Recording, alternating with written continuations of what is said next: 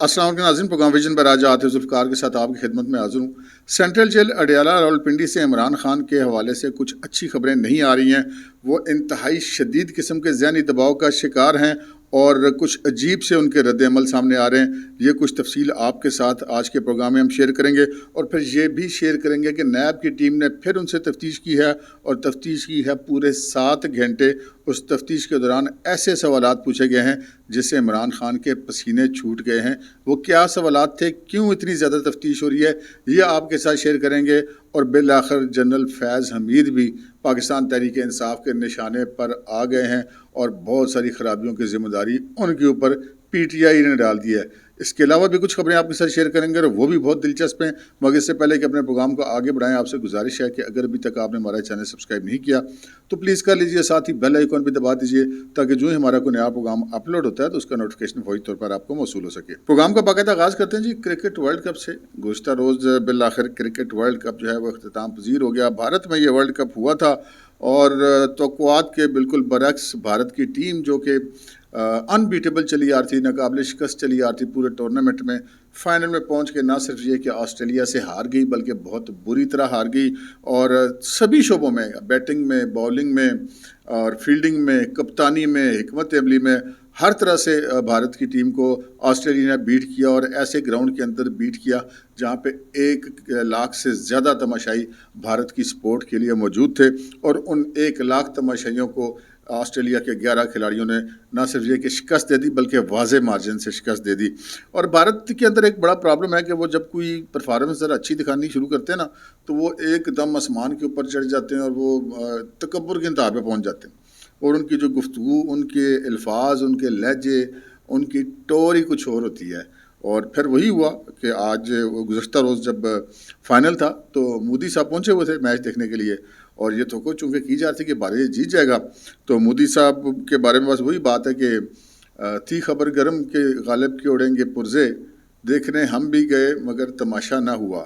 اور آسٹریلیا کی ٹیم کے پرزے اڑانے کے لیے گئے تھے مودی صاحب، لیکن اپنا سموں لے کر آ گئے۔ اور بڑا ایک دلچسپ سین میں نے دیکھا کہ جب وہ کھلاڑیوں سے مل رہے تھے نا، میچ جب بھارت ہار گیا اس کے بعد، تو بجائے اس کے کہ مودی صاحب چونکہ چیف گیسٹ تھے اور کھلاڑیوں سے مل رہے تھے کہ وہ کھلاڑیوں کو تھپکیاں دیتے، وہ جو آسٹریلیا کے کھلاڑی تھے وہ مودی صاحب کو تھپکیاں دے رہے تھے، تسلی اور دلاسے دے کے گزر رہے تھے۔ چلے، ورلڈ کپ تو ختم ہو گیا، اس سے اگلی خبر کی طرف بڑھتے ہیں جناب۔ آج کل اپنا کپتان صاحب کی ٹور دیکھنے والی ہے جی۔ کون سے کپتان صاحب بلا؟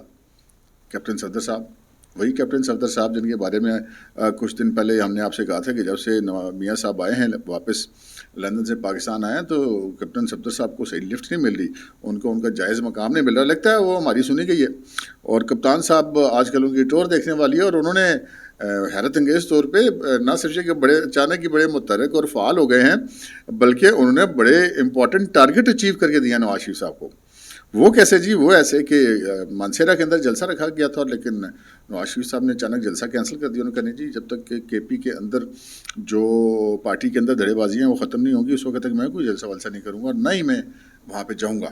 اب یہ ٹاسک ملا کیپٹن صفدر کو کہ جی سب سے پہلے تو جو 2 وہاں پہ لوگ ہیں جو پاکستان مسلم لیگ سے تعلق رکھنے والے بڑے نام ہیں، ایک تو جو غالباً ان کے صوبائی صدر بھی ہیں انجینئر امیر مقام، ان کے درمیان، اور جو سابق سیکرٹری جنرل پارٹی کے اقبال ظفر جھگڑا، بڑے سینئر رہنما ہیں، آج کل وہ ناراض تھے اور ان کے درمیان شدید قسم کے اختلافات ہیں۔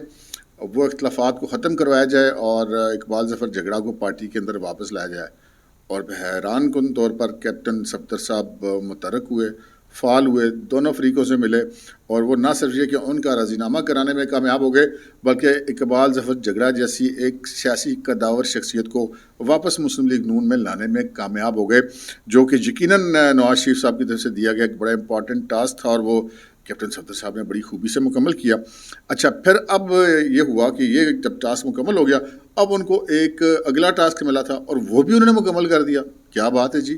ایک دن پہلے خبر ملی کہ پاکستان پیپلز پارٹی کے رہنما ارباب عالمگیر اور جو آسمہ ارباب ہیں ان کی اہلیہ، ان دونوں نے پاکستان پیپلز پارٹی کو چھوڑ دیا ہے۔ لیں جی، کپتان صاحب نے، وہ کہتے ہیں نا، وہ اپنا پرنا رکھا مونڈے پہ، ویسے بھی آج کل پتہ ہے وہ بڑے ملنگ ٹائپ کے آدمی ہیں، وہ پہنچ کے ان کے پاس، وہاں سے انہوں نے مذاکرات کیے اور ان کو مسلم لیگ نون میں شامل کرا دیا۔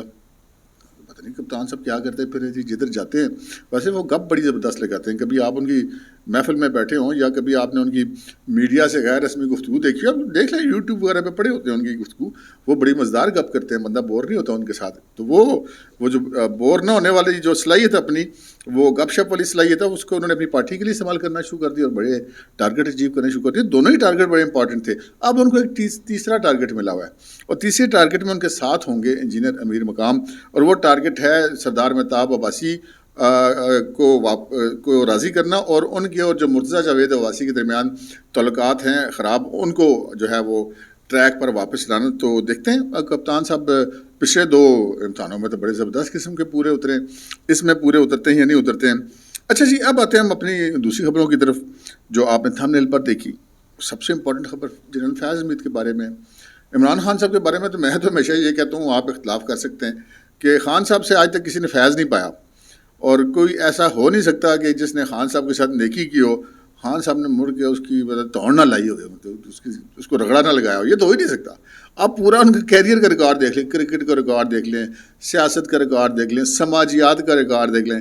جس بندے نے عمران خان کے ساتھ نیکی کی، جس نے عمران خان کے ساتھ وفاداری کی، عمران خان کی شر سے وہ بندہ بچا نہیں ہے. آپ جنگی ترین کو دیکھ لیں، آپ علیم خان کو دیکھ لیں، آپ فوزیہ قصوری کو دیکھ لیں، آپ اکبر ایس بابر کو دیکھ لیں، آپ ریحام خان کو دیکھ لیں. ہم ان کی ایک شادی کی بھی بات کر لیتے ہیں. تو جس نے بھی عمران خان کے ساتھ چنگا کیا نا، وہ اس کو رگڑا ضرور لگا. خود نواز شریف کو دیکھ لیں. نواز شریف نے نہ صرف یہ کہ وزیر اعلیٰ پنجاب کے طور پہ شوکت خانہ ہسپتال کے لیے سرکاری پلاٹ ان کو دیا، بلکہ ان کو جو ہے وہ 50 کروڑ روپیہ اپنی جیب سے، جو کہ عمران خان نے خود ایک جلسے میں تقریر میں بتایا کہ جی اس زمانے میں نے وہ 50 کروڑ روپیہ اپنی جیب، 65 کروڑ روپے میں اسپتال بنا تھا، 50 کروڑ روپیہ نواز شریف نے اپنی جیب سے دیا تھا. تو وہ پھر کلثوم صاحبہ بھی جو ہے وہ مرتے دم تک اپنی زکاتیں وغیرہ جو دیتی نہیں. اور عمران خان تو خیر ایسی بھی چیزیں ہیں کہ وہ ماضی میں ابھی جب سیاست میں نہیں آئے تھے، یا اس کے شاید کچھ بعد بھی، تو وہ باقاعدگی سے جایا کرتے تھے شریف خاندان کے پاس. نواز شریف صاحب سے الگ ملتے تھے، شہباز شریف صاحب سے الگ ملتے تھے، اور جو عباس شریف سے الگ ملتے تھے، میاں شریف سے الگ ملتے تھے. اور سنا ہے کہ کوئی مطلب ان کی خاصی مدد وغیرہ بھی وہاں پہ کی جاتی تھی. خان صاحب نے ویسے جہاں سے مدد ملنے کی آس ہو وہ مدد چھوڑا کوئی نہیں.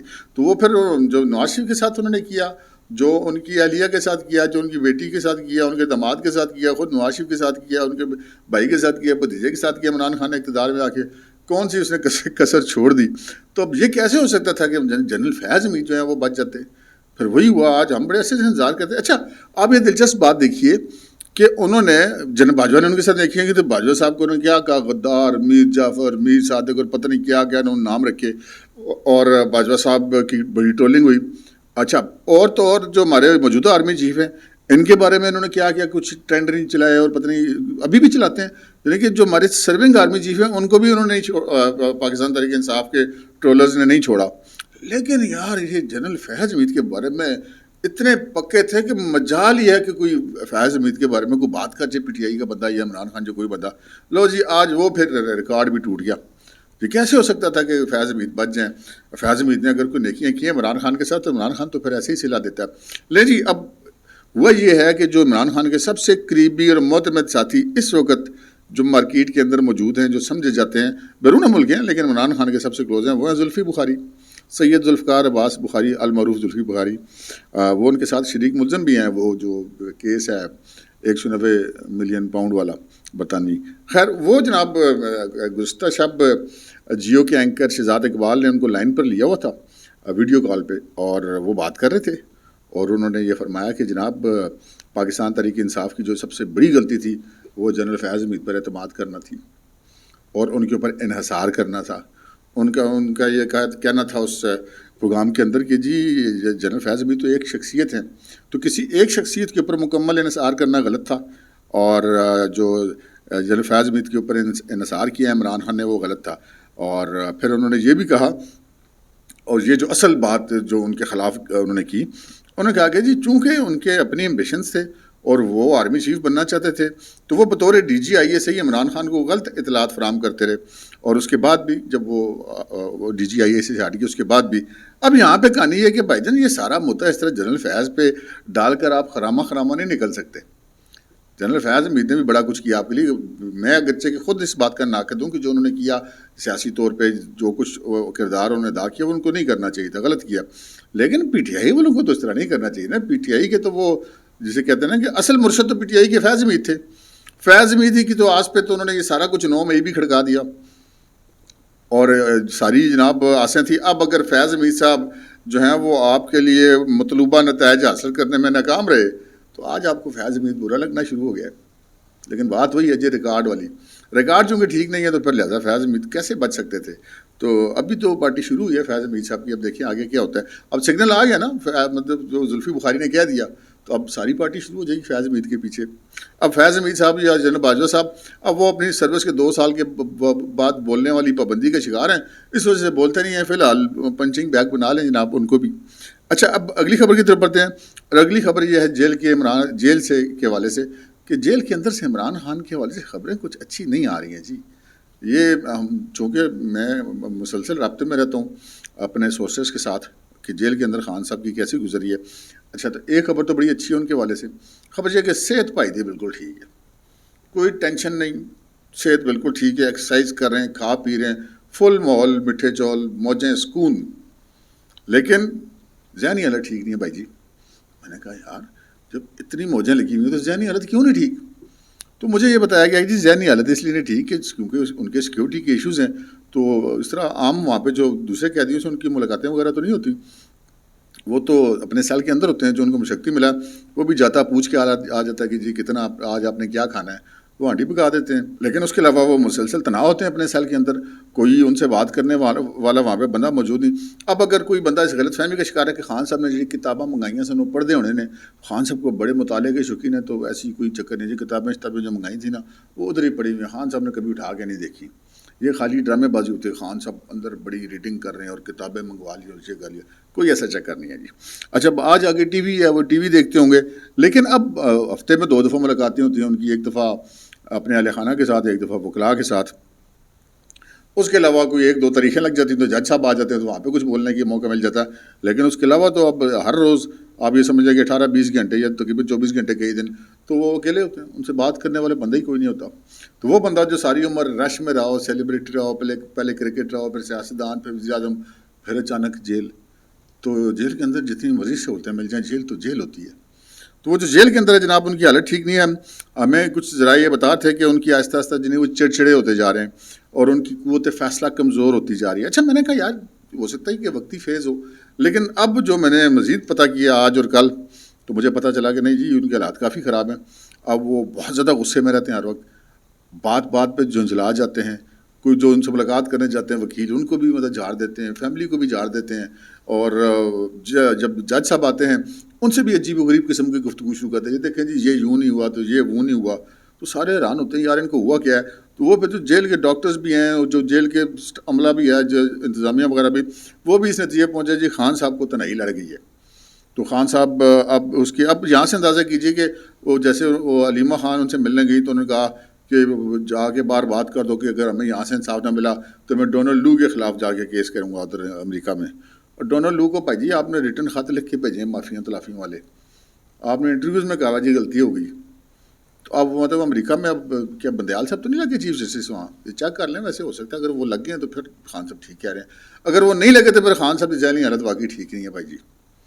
ٹھیک ہے پھر آپ یہ دیکھ لیں ایک بندے کو نظر آ رہا ہے کہ یار میں نااہل ہو چکا ہوں, مجھے سزا ہو چکی ہے, لیکن وہ پارٹی کی قیادت کسی کو دینے کے لیے تیار نہیں, کسی پہ اعتبار نہیں کر رہے. اب یہ بھی ایک نفسیاتی کیفیت ہوتی ہے نا کہ آپ کو اتنا خوف کا شکار ہیں کہ پتہ نہیں پارٹی کی کوئی اور لے لے گا. نہیں بھائی جان کوئی پارٹی, نواز شریف اگر اتنا عرصہ مسلم لیگ نون کا صدر نہیں تھا تو کیا اس کی پارٹی کسی نے چھین لی تھی؟ اگر جو پاکستان پیپلز پارٹی نے جب ایک کوئی مسئلہ ہوا قانونی تو انہوں نے پاکستان بے نظیر بھٹو کی زندگی میں پاکستان پیپلز پارٹی پارلیمنٹیرین بن گئی اور صدر اس کے مخدوم امین فہیم بن گئے, تو کیا پیپلز پارٹی بے نظیر کی نہیں رہی؟ پارٹی تو پھر بھی بے نظیر کی رہی. تو یہ بات ہے کہ خان صاحب جانے, لیکن وہ اس حوالے سے کہتے ہیں نہیں میں نے تو کسی کو نامزد نہیں کرنا. اب کیا نتیجہ نکلے گا, وہ کسی اور کا نامزد نہیں کریں گے تو نیا والا بندہ پارٹی کا صدر نہیں ہو سکتا, پارٹی بھی وہ اس کے رجسٹریشن بھی ختم ہو جائے گی الیکشن کمیشن آف پاکستان سے. تو وہ اپنے اس نفسیاتی خوف کی وجہ سے یا اپنے فیصلہ کرنے کی صلاحیت نہ ہونے کی وجہ سے اپنی پارٹی کو بھی الیکشن میں مروا بیٹھیں گے, پتہ چلے الیکشن میں سے پارٹی نکل گئی ہے. تو یہ ساری صورت حال اس وقت عمران خان صاحب کی ہے جناب. اور ہماری دعا ہے کہ اللہ تعالیٰ ان کو جسمانی صحت تو ان کو عطا کی ہوئی ہے، ذہنی صحت بھی عطا کرے تاکہ وہ بہتر فیصلے کر سکے اور کسی جو ہے وہ مزید اپنے سیاسی نقصان سے اور اپنے ذاتی اور نفسیاتی نقصانات سے بچ سکیں۔ اچھا، ہم نے آپ کو بتایا تھا کہ ان دنوں نیب والے روزانہ کی بنیاد پہ تفتیش کریں عمران خان صاحب کے ساتھ، تو تفتیش ان کی ہو اس لیے رہی ہے کہ وہ تو نیب کی فزیکل ریمانڈ پہ نیب کی کسٹڈی میں ہیں، ٹھیک ہے وہ جیل کے اندر ہیں اور نیب والے ان کو نہیں اپنے ساتھ لے کے گئے، لیکن اس کے باوجود وہ ہیں تو ان کی کسٹڈی میں تفتیش تو وہ کر سکتے ہیں۔ تو ان کی جو ہے وہ پچھلے 5 دن مسلسل تفتیش ہوئی اور کل اتوار کو بھی ان کی تفتیش ہوئی، اتوار کے دن بھی تفتیش کاروں نے چھٹی نہیں کی۔ اب کیوں نہیں کی؟ اس لیے کہ وہ جو القادر ٹرسٹ والا کیس ہے جس میں ان کا ریمانڈ ہوا ہے اس کے اندر اور بہت سارے کٹے کھل گئے ہوئے ہیں۔ میں نے آپ سے عرض کی تھی کہ جی وہ 190 ملین پاؤنڈ کا کیس تھا اور 171 ملین پاؤنڈ جو ہیں وہ سپریم کورٹ کے کھاتے میں جمع کروائے گئے ملک ریاض کی طرف سے، وہ بھی غلط ہے، اصل تو کیس وہی ہے، لیکن اب یہ انکشاف ہوا کہ جی اس میں سے بھی 19 ملین پاؤنڈ کم جمع کروائے گئے ہیں، تو وہ اب کدھر گئے پیسے؟ اب وہ نیب کی ٹیم والے خان صاحب سے پوچھتے ہیں کہ جناب یہ پیسے کدھر گئے ہیں؟ خان صاحب آگے سے شان بنیادی سے کہتے ہیں وہ آئی اتنے ہوں گے۔ ان کے جی جناب اگر آئے اتنے ہوتے تو آپ تو کابینہ کے سربراہ تھے، وزیر اعظم تھے، آپ نے پھر اپروول 190 کی کیسے دے دی جب آئے 171 ملین تھے؟ اب اس سوال کا جواب عمران خان صاحب کے پاس تو ہے کوئی نہیں، تو وہ کبھی دائیں دیکھتے تھے کبھی بائیں دیکھتے تھے۔ اچھا، سوالات انہوں نے اتنے زیادہ کیے، تقریباً ساری سوال ایسے تھے جن کے خان صاحب کے پاس جواب کوئی نہیں تھے۔ تو نتیجہ کیا نکلا؟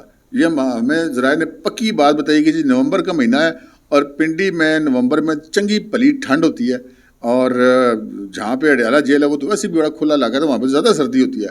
اتنے ٹھنڈ کے ماحول میں بھی عمران خان صاحب کو پسینے آتے رہے اور بار بار پسینہ پونچھتے رہے، اور سب سے امپورٹنٹ بات یہ کہ نیب کے جو تفتیش کار ان سے تفتیش کر رہے تھے، اتوار کے دن نہ صرف یہ کہ تفتیش بہت زیادہ ہوئی 7 گھنٹے ہوئی، بلکہ 2 مزید تفتیش کار جو ہے نئے افسران بھی اس میں شامل تھے کیونکہ ایک نیا پہلو جو کھل گیا تھا۔